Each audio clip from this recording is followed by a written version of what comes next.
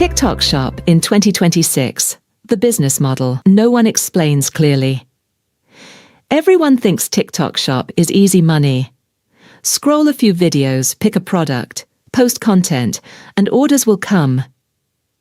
But if it's really that simple, why are so many people quitting after a few months without making anything meaningful? This is not about whether TikTok Shop works. It's about understanding how it actually works before you step in. Part 1. The economic structure. 1. TikTok Shop is not e-commerce. It's a distribution game. Most people approach TikTok Shop like Shopee or Amazon. They think, upload product, optimize listing, wait for buyers. But TikTok doesn't work like that. Here, products don't get searched. They get pushed into attention. So you're not competing on price or reviews first. You're competing on whether someone stops scrolling in the first 2 seconds. That changes everything. 2. Demand exists, but only for certain types of products. Yes, people are buying on TikTok Shop, but not everything sells.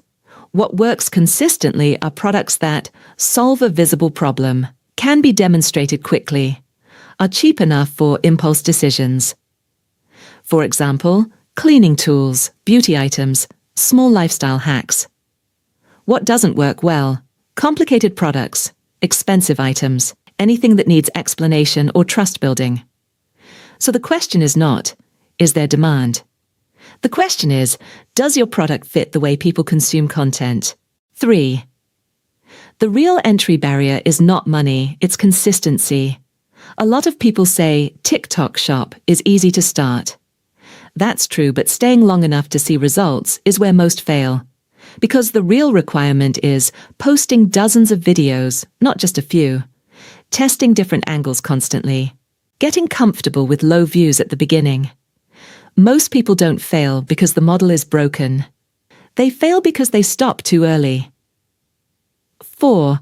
Where money actually goes? Money on TikTok Shop doesn't go to the smartest people. It goes to the ones who can. Test faster, adapt faster, repeat longer than others. People who overthink usually lose. People who execute and adjust tend to win. 5. The risks that are easy to ignore. TikTok Shop income is not stable. Your account can drop in reach overnight. A product that worked last week can stop working today. Margins can shrink as more people join. And the biggest one, burnout. Because you're not just selling, you're producing content every single day. Part 2. Identity reflection. 1. Can you handle unstable income? There is no fixed salary here, no predictable growth path. Some weeks you make money, some weeks you don't. If you rely on stability to feel safe, this model will create pressure very quickly. 2. You are not building a shop. You are becoming a content operator.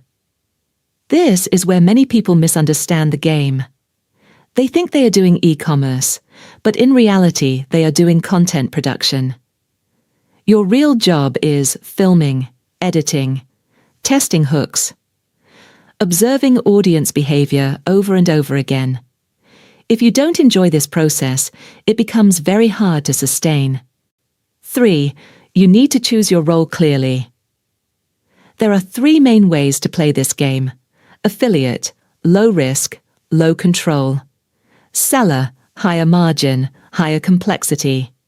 Content creator, long-term audience building. Trying to do all 3 at once usually leads to confusion. Clarity here saves you months of wasted effort. 4. This is not a shortcut. It's a skill-based system. TikTok Shop feels like an opportunity because entry is easy, but staying and scaling requires content skills, pattern recognition, emotional stability. Without these, it becomes random and frustrating. Part 3. Safe Action Framework. 1. Start with the lowest risk position. Begin as an affiliate. You remove the complexity of inventory, logistics, and customer service. And you focus on the one thing that actually drives results, content. 2. Choose products based on behavior, not preference. Don't ask, do I like this product? Ask, can this be understood in 3 seconds? Is the problem obvious? Is the price easy to accept without thinking too much? This shift alone filters out most bad decisions. 3. Run a structured testing phase. Instead of posting randomly, treat it like a test. Pick one product. Create 20 to 30 videos. Change angles. Show the problem. Show the reaction. Show before and after. Show real usage. Your goal is not to be creative. Your goal is to identify what works for. Measure the right signals. Views can be misleading. Focus on whether people stop scrolling, whether they click, whether they buy. If people watch but don't click, your hook works, but your offer doesn't. If they click but don't buy, your product or trust is weak. 5. Scale only when something is proven. Once you see consistent results from a product, increase content volume, refine your message, improve conversion. Don't jump too early to new products. Most people reset their progress by chasing novelty. 6. Think about your next move early. If something starts working, can you negotiate better commission?